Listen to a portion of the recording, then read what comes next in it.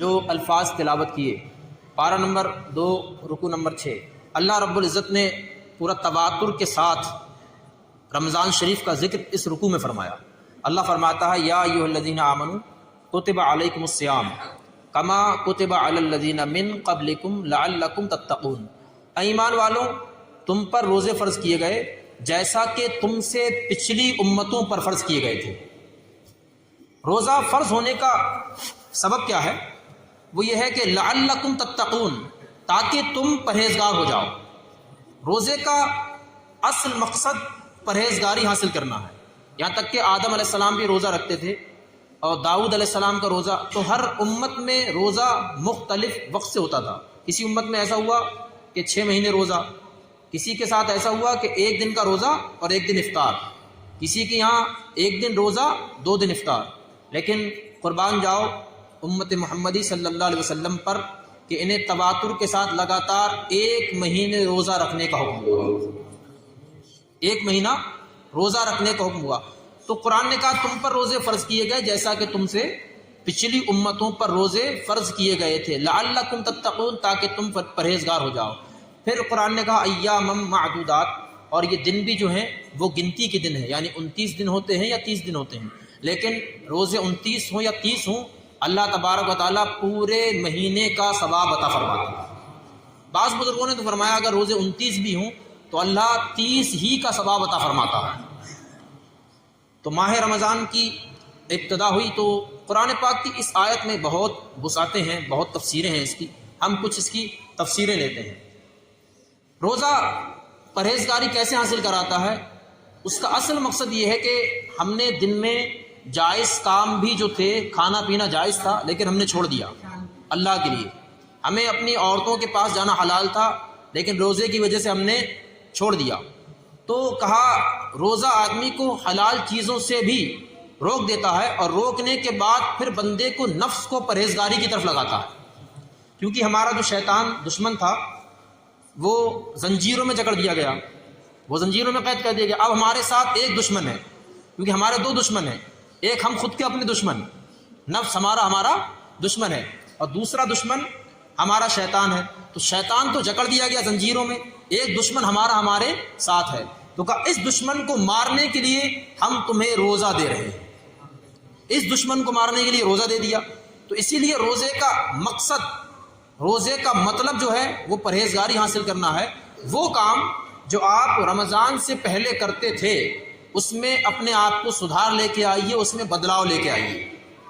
تاکہ آپ کو پرہیزگاری حاصل ہو۔ کہیں ایسا نہ ہو جہاں ہم پچھلے مہینے میں کھڑے تھے اور رمضان میں بھی ہم وہی ہیں اور رمضان کے بعد بھی ہم وہی ہیں، یہ پرہیزگاری حاصل نہ ہوئی، روزے کا مقصد حاصل نہ ہوا۔ بلکہ اگر ایسا بھی کر لیا کہ رمضان سے پہلے تو گناہوں میں ملوث تھے اور رمضان میں آیا تو رمضان میں گناہ چھوڑ دیے، ان کاموں کو ہم نے چھوڑ دیا، لیکن عید کے بعد پھر ہم وہیں کھڑے ہیں جہاں ہم پچھلے مہینے شعبان کے مہینے میں کھڑے تھے، تو پھر ماہ رمضان کا تمہیں مقصد حاصل نہ ہوا۔ ماہ رمضان کا مقصد حاصل یہ ہے کہ تم پرہیزگاری حاصل کرو، اور ایسی دوام والی پرہیزگاری جو کبھی ختم نہ ہو، کیونکہ ماہ رمضان اس لیے آتا ہے تاکہ تمہیں بخش دیا جائے۔ جب ماہ رمضان کی آخری رات ہوتی ہے تو اللہ تعالیٰ فرماتا ہے اس امت کو بخش دو، اور سب کے بخشش کا اعلان کر دیا جاتا ہے پھر اس کے بعد، تاکہ وہ گناہ نہ کریں، کیونکہ انہوں نے رمضان پا لیا اور رمضان کا مقصد تھا کہ لوگوں کی بخشش اور مغفرت کر دینا۔ یہ اپنے لیے مبارک اور سعادت کی بات سمجھیے کہ ہمیں اور آپ کو رمضان ملا۔ وہ کیسے؟ آخری بات بتا دوں، حضرت طلحہ رضی اللہ تعالی عنہ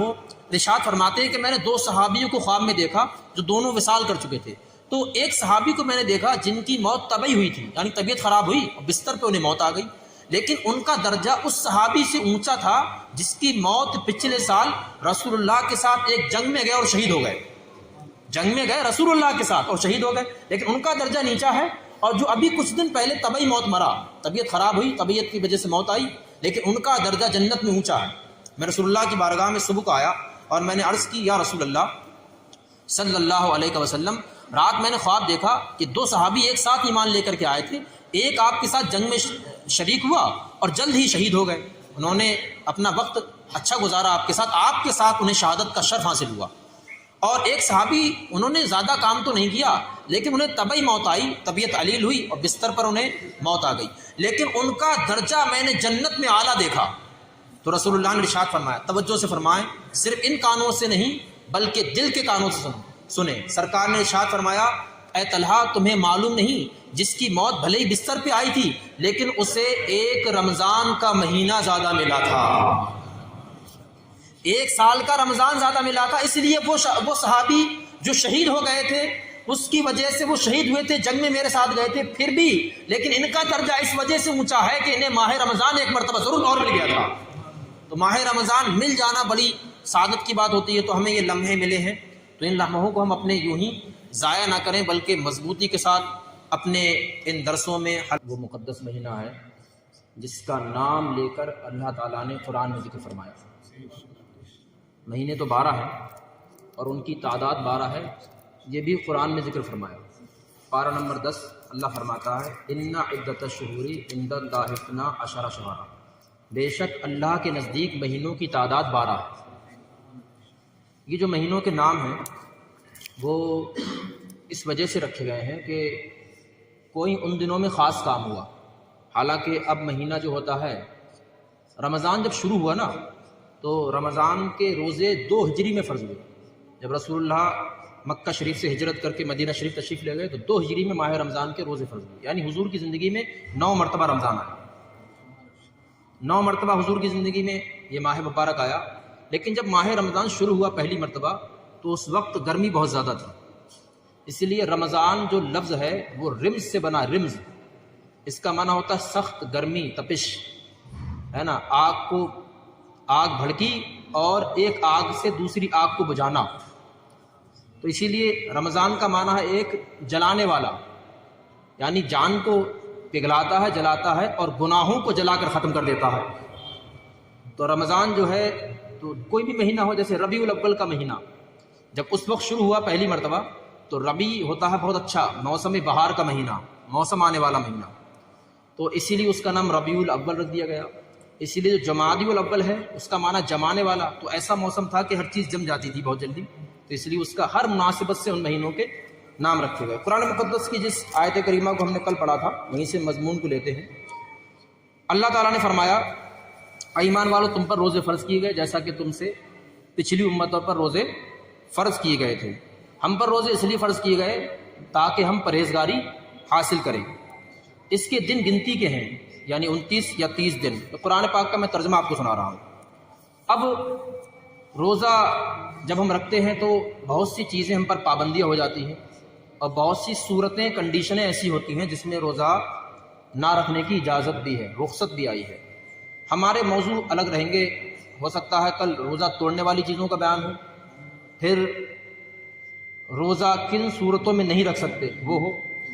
پھر ماہ رمضان کی فضیلت، روزوں کی فضیلت کیا ہے یہ موضوع ہو، یعنی رمضان میں بھی کئی موضوعات ہیں۔ روزہ کن چیزوں سے ٹوٹ جاتا ہے اور کن باتوں میں کفارہ لازم ہوتا ہے اور کن باتوں میں صرف قضا روزہ رکھنا ہوتا ہے، یہ میں نے پوری تفصیل آپ کو سامنے ایک بڑی بات چھوٹے الفاظوں میں سمجھا دی۔ یہ اتنی چیزوں کا علم آدمی کو ہونا چاہیے جب ماہ رمضان آ جائے۔ تو ہم نے یہ مہینہ آیا تو پہلے ہم سب سے پہلے، میرا اکثر یہ کہنا رہتا ہے، کوئی بھی چیز مسلمان دیکھے تو سب سے پہلے اسے اللہ کی کتاب میں دیکھنا چاہیے، وہ اس میں ہے یا نہیں، اس میں اگر نہ ملے تو پھر اللہ کے رسول کی حدیث میں دیکھنا چاہیے، وہاں بھی اگر نہ ملے تو پھر ہمارے علماء اکرام گزرے، فقہاء اعظام، سیدنا امام اعظم ابو حنیفہ، امام شافعی، امام مالک، امام احمد بن حنبل، اس کے علاوہ بہت سے بزرگان دین گزرے، پھر ان کے اقوال میں ہم دین کو تلاش کرتے ہیں۔ یہ ایک سنی مسلمان کی پہچان ہے، میں نے جو آپ کے سامنے رکھی۔ تو سب سے پہلے قرآن مقدس میں نے کہا 12 مہینوں کی تعداد قرآن نے مقرر فرمائی، لیکن ایک ہی مہینہ ایسا ہے رمضان کا جس کا نام لے کے اللہ نے ذکر قرآن میں فرمایا ہے۔ پھر فرمایا فمن کان منکم مریضا او علی سفر فعدۃ من ایام اخر، تو تم میں سے اگر کوئی مریض ہو یعنی مرض میں مبتلا ہو جائے یا سفر پہ چلا جائے تو اسے اس کی تعداد دوسرے دنوں میں پوری کرنا چاہیے۔ یہ موضوع نہیں، میں قرآن میں بتا رہا ہوں قرآن میں رمضان کا ذکر کس طریقے سے آیا ہے۔ تو اگر کوئی مریض ہے یا سفر میں ہے، دو چیزیں، ان کا تھوڑا سا تفسیر ہم کر لیتے ہیں خلاصہ تاکہ لوگ سمجھ جائیں۔ مرض میں روزہ چھوڑنے کی رخصت جب ہے جب کوئی اس کا ذاتی تجربہ ہو کہ اگر میں روزہ رکھوں گا تو میں ہلاک ہو جاؤں گا، یعنی میری جان پہ آگے بڑھ سکتی ہے، میرا مرض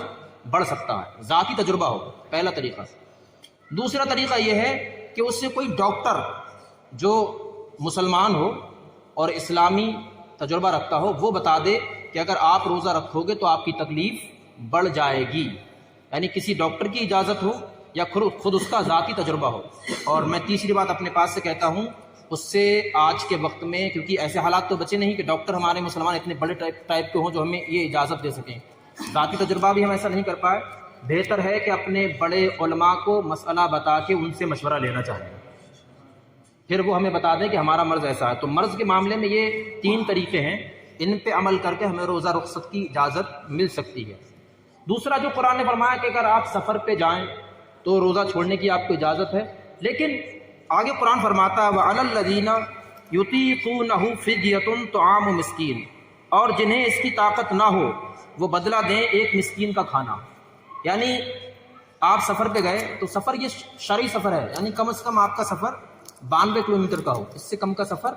آپ کا نہ ہو، تب آپ روزہ چھوڑ سکتے ہیں، لیکن بہتر یہ ہے کہ روزہ رکھ لیں، یہ قضا آپ کو رکھنا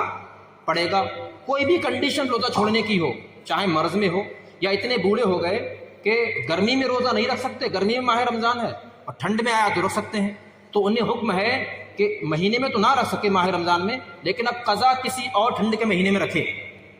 اسی طریقے سے جو عورتیں مہاماری میں جب ہوتی ہیں تو انہیں روزہ چھوڑنے کی اجازت ہے، چھوڑنا چاہیے، ان کے لیے روزہ رکھنا حرام ہے، لیکن دوسرے دنوں میں ان روزے کی انہیں قضا رکھنا پڑے گی۔ اسی طریقے سے کوئی مرض میں مبتلا ہے تو یہ نہ سوچے کوئی ہم سے روزہ رخصت ہو گیا معاف ہے، معاف نہیں ہے، بلکہ اس کی قضا ان 11 مہینوں میں آپ کو رکھنا ہوگی۔ یہ طریقہ ہے اس میں جو قرآن میں فرمایا گیا کہ مریض روزہ چھوڑ سکتا ہے، رخصت ہے، اور مسافر روزہ چھوڑ سکتا ہے، لیکن بعد میں قضا رکھنا پڑے گی۔ لیکن اگر کوئی شخص ایسا ہے کہ اب زندگی میں روزے رکھ ہی نہیں سکتا، اس کے اندر یہ طاقت نہیں، جو قرآن میں آگے ہے نا فدیۃ طعام مسکین، جس میں یہ طاقت نہ ہو کہ روزہ رکھ سکے، وہ مسکین کو کھانا کھلائے، صبح اور شام اس کو کھانا کھلائے، اسے کہتے ہیں فدیہ دینا۔ لیکن یہ کب ہو سکتا ہے؟ تب کہ آدمی کو خود بھی پتہ چل جائے کہ میں اب زندگی میں کبھی روزہ نہیں رکھ سکتا، ایسے مرض میں ملوث ہو گیا کہ کبھی روزہ نہیں رکھ سکتا، تو اسے حکم ہے کہ وہ ایک مسکین کو کھانا کھلائے گا صبح کا اور شام کا۔ لیکن اگر طاقت لوٹ کے واپس آ گئی، صحیح ہو گیا، پھر طاقت لوٹ آئی، تو پھر دوبارہ روزے رکھنا فرض ہو جائیں گے، جو فدیہ دیا اس کا ثواب مل جائے گا، اور ماہ رمضان کے روزے قضا کر کے آپ کو پھر رکھنا پڑیں گے۔ تو یا آپ اندازہ لگائیے، کوئی یہ نہ سوچے کسی طریقے سے چھٹی مل جاتی ہے تو چھٹی ملے گی، لیکن جب ایسے شخص کو جو بالکل روزہ نہ رکھ سکے اس کو شیخ فانی کہتے ہیں۔ شیخ فانی یعنی ایسا بوڑھا کہ اب اس میں روزہ رکھنے کی طاقت نہیں، اور اسے امید ہے کہ اب کبھی روزہ رکھنے کی طاقت بھی مجھ میں نہیں آئے گی، تو اس کو روزہ چھوڑنے کی اجازت ہے، وہ بھی اس کے بدلے میں فدیہ دینا پڑے گا، کیونکہ ماہ مقدس ماہ رمضان فرض کیا گیا، اور فرض ہونے کی اس کی حیثیت یہ ہے کہ اس کی فرضیت کا انکار کرنے والا مطلقاً کافر ہو جائے گا، بالکل کوئی ہلکا سمجھے اگر تب بھی کافر ہو جائے گا۔ قرآن پاک آگے فرماتا ہے فَمَن تَطَوَّعَ خَيْرًا فَهُوَ خَيْرٌ لَهُ، یہی جو میں نے ابھی بیان کر دیا، فرمایا بہتر یہی ہے کہ ان کے لیے وہ نیکی کریں اور روزہ رکھیں۔ وَأَن تَصُومُوا خَيْرٌ لَكُمْ إِن كُنتُمْ تَعْلَمُونَ، اگر وہ روزہ رکھیں گے تو ان کے لیے بہت بہتر ہے اگر وہ سمجھیں۔ اب میں نے جو بتایا تھا کہ رمضان کا ذکر نام لے کر اللہ نے بیان فرمایا، تو اس آیت کریمہ میں شہر رمضان الذی انزل فیہ القرآن، رمضان کا وہ مہینہ ہے جس میں قرآن نازل کیا گیا، یہ وہ مہینہ ہے، کس لیے؟ ہدی للناس، تاکہ لوگ ہدایت پائیں۔ صرف یہ مسلمانوں کے لیے ہدایت نہیں ہے، یہ انسانیت کے لیے ہدایت ہے، یہ انسانیت کے لیے ہدایت ہے۔ اور پچھلے پیغمبروں میں جو بھی نبی آئے تو وہ ایک قوم کی طرف آتے تھے، جیسا کہ قرآن پڑھنے والے، میں نے کہا نا ابھی میں نے پچھلا جمعہ میں بتایا تھا کہ قرآن کم پڑھیں لیکن توجہ سے پڑھیں، ہے نہیں؟ آپ قرآن پڑھتے ہیں وَإِلَىٰ مَدْيَنَ أَخَاهُمْ شُعَيْبًا، شعیب علیہ السلام کو مدین قوم کی طرف بھیجا گیا۔ وَإِلَىٰ عَادٍ أَخَاهُمْ هُودًا، ہود علیہ السلام کو قوم عاد کی طرف بھیجا گیا۔ حضرت صالح علیہ السلام کو قوم سمود کی طرف بھیجا گیا۔ یہ قرآن پڑھ رہا ہوں میں آپ کو، جو قرآن کذبت ثمود قوم المرسلین، آپ پڑھتے رہتے ہیں اس کو لیکن آپ سمجھ نہیں پا رہے ہیں۔ تو ہر نبی کو کسی نہ کسی قوم کی طرف بھیجا گیا، قرآن نے اس کو کہا، لیکن رسول اللہ کو تمام انسانیت کی طرف بھیجا گیا۔ وما ارسلناک الا کافۃ للناس، تمام انسانوں کی طرف بھیجا گیا، ھدی للناس، لوگوں کی ہدایت کے لیے بھیجا گیا۔ تو قرآن جو ہے لوگوں کی ہدایت کے لیے ہے، کسی اور ایک قوم کے لیے قرآن نہیں ہے، بلکہ لوگوں کی ہدایت کے لیے۔ وبینات من الہدی والفرقان، اور یہ رہنمائی ہے اور فیصلے کی روشن باتیں، یعنی سب سے اچھا فیصلہ کرنے والا اگر کوئی ہے تو وہ قرآن ہے۔ آگے قرآن فرماتا ہے فمن شہد منکم الشہر فلیصم، تو اگر تم میں سے کوئی اس مہینے کو پائے تو اس کے روزے ضرور رکھے۔ قرآن فرما رہا ہے کہ اگر کوئی مہینہ پائے تو اس کے روزے ضرور رکھے۔ اب جب کوئی بیمار پڑ جاتا ہے یا سفر پہ چلا جاتا ہے تو یہ اس لیے فرمایا اللہ رب العزت نے، اللہ فرماتا یرید اللہ بکم الیسر، اللہ تعالیٰ تمہارے ساتھ آسانی کا ارادہ فرماتا ہے، اللہ تمہارے ساتھ آسانی کا ارادہ فرماتا ہے۔ ولا یرید بکم العسر، اللہ تعالیٰ تمہارے ساتھ سختی کا ارادہ نہیں فرماتا تاکہ مشکلات میں آپ روزہ چھوڑ سکیں۔ بہت سی اور صورتوں میں روزہ چھوڑنے کی اجازتیں آئی ہیں، وہ ہمارا جب تفصیل بار موضوع ہوگا اس میں ہم اس کو بیان کریں گے۔ تو ولا یرید بکم العسر، اللہ تعالیٰ تمہارے ساتھ سختی کا ارادہ نہیں فرماتا۔ ولتکملوا العدۃ، تو تم اس کی گنتی پوری کرو، 29 ہو یا 30۔ ولتکبروا اللہ، اور اللہ تعالیٰ کی بڑائی بیان کرو، یعنی ان دنوں میں اللہ اکبر کی تعداد کو بڑھاؤ، اللہ اکبر زیادہ پڑھو۔ ولتکبروا اللہ علی ما ہداکم، اس امید پر کہ اللہ تعالیٰ تمہیں ہدایت عطا فرمائے گا۔ ولعلکم تشکرون، اور تم سے جہاں تک ہو سکے اللہ تعالیٰ کا حق ادا کرو، حق گزار بنو، یعنی شکر گزار بنو۔ یہ میں نے 2-3 آیتوں کا ترجمہ آپ کے سامنے رکھا، ان کی تفسیر بہت آئی ہے قرآن پاک میں اور ہمارے مفسرین ان کی شرح کرتے چلے آئے ہیں۔ تو پیارے مسلمانوں، یہ ہمیں ماہ مبارک رمضان ملا تو یہ گناہوں کو جلانے والا، گناہوں کو ختم کرنے والا، جہنم سے آڑ ہے، گناہوں سے بچانے والا بھی اور گناہوں کو مٹانے والا بھی، ہر طریقے کی فضیلتیں اس ماہ رمضان کو حاصل ہے۔ کل میں نے بتایا تھا کہ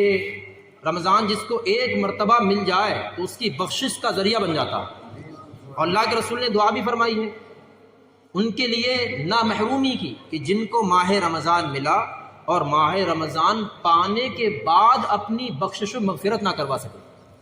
کیونکہ ماہ رمضان دیا اسی لیے گیا تھا امت کو تاکہ ماہ رمضان پا کر اپنی بخشش و مغفرت کرا لیں۔ یہاں تک کہ ہم اور آپ تو اللہ کے فضل سے مسلمان ہیں اور ماہ رمضان کا ادب کرنا چاہیے، لیکن اگر کوئی کافر بھی ماہ رمضان کا ادب کرے تو اللہ تعالیٰ اس کی بخشش و مغفرت کر دیتا ہے، اسے ایمان کی توفیق دے دیتا ہے، یعنی اسے ایمان کی طرف لے آتا ہے کہ اس نے ماہ رمضان کا ادب کیا۔ شہر بخارا میں ایک شخص تھا تو اس نے اپنے نوجوان بیٹے کو اس وجہ سے مارا، وہ بازار میں کھا رہا تھا، تو اس نے پوچھا ابا آپ نے مجھے کیوں مارا؟ تو انہوں نے کہا کہ تجھے معلوم نہیں مسلمانوں کا مقدس مہینہ رمضان کا چل رہا ہے، مسلمان بھوکے پیاسے دن میں کھاتے بھی نہیں اور تو چوراہے پہ بازار میں کھا رہا ہے۔ تو ایک کافر تھا بخارا شہر کا، اس نے مجوسی نے کہا اپنے بیٹے سے کہ تو ماہ رمضان کا ادب کر، تو وہ مجوسی جب مر گیا تو اس کے بیٹے نے خواب میں دیکھا کہ میرا باپ تو جنت میں چلا گیا۔ تو اس نے پوچھا ابا جان آپ جنت میں کیسے آ گئے؟ آپ تو مجوسی تھے، مسلمانوں کی جنت ہے، اسلام کے ماننے والوں کی۔ تو اس نے کہا بیٹا جو میں نے تجھے مارا تھا ماہ رمضان کا ادب دینے کے لیے، اللہ نے اس وجہ سے مجھے مرنے سے پہلے ایمان کی توفیق دی۔ تو کافروں کو، مشرکین کو اللہ تبارک و تعالیٰ جب وہ ماہ رمضان کا ادب کریں تو انہیں ایمان کی توفیق دے دی جاتی ہے، اور ہم تو آپ مسلمان ہیں اور ہم ماہ رمضان کا ادب کریں تو ہمیں کیا ملنے والا؟ تو پیارے مسلمانوں، اس کا ادب یہ ہے کہ جو شخص اگر رخصت بھی اس کے لیے ہے تو اسے کھل کے کھانے کی اجازت نہیں ہے، اسے چھپ کر کھانا چاہیے تاکہ دوسرے مسلمان کا پاس رکھا جائے، ادب رکھا جائے گا۔ شریعت نہیں اسے بلکہ اجازت دی ہو کہ وہ چھپ کر اسے روزہ رکھنے کی اجازت نہیں، پھر بھی اسے کھل کر نہیں کھا سکتا۔ اور ماہ رمضان کی سب سے بڑی فضیلت یہ ہے، اللہ کے رسول نے ارشاد فرمایا اگر کسی نے جان پوچھ کر کے ماہ رمضان کا ایک روزہ چھوڑ دیا، زندگی بھر روزے رکھتا رہے، ماہ رمضان کی ایک روزے کی فضیلت کو نہیں پا سکتا۔ اس سے بڑے اس کا اعجاز اور افتخار کیا ہوگا کہ ایک روزہ اگر چھوڑ دیا جان بوجھ کر کے تو زندگی بھر روزے رکھتے رہو، اس رمضان کے فضیلت روزے کی نہیں پا سکتے۔ تو اسی لیے پیارے مسلمانوں، جو لوگ روزہ نہیں رکھ رہے ہیں انہیں چاہیے کہ حتی الامکان کوشش کریں، جہاں تک ہو سکے روزہ رکھیں، اور اگر کسی وجہ سے اب نہیں رکھ پا رہے ہیں تو اس کی قضا ضرور رکھیں۔ جس طریقے سے نماز قضا ہو جائے تو توبہ بھی کرنا پڑتی ہے، پڑھنا بھی پڑتی ہے۔ اسی وجہ سے ماہ رمضان کو روزہ چھوٹ جائے یا کسی وجہ سے ٹوٹ جائے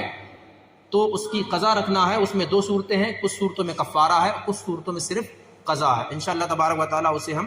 آنے والے وقت میں آپ تک پہنچائیں گے. کلمہ شریف کا ذکر کر لیجیے.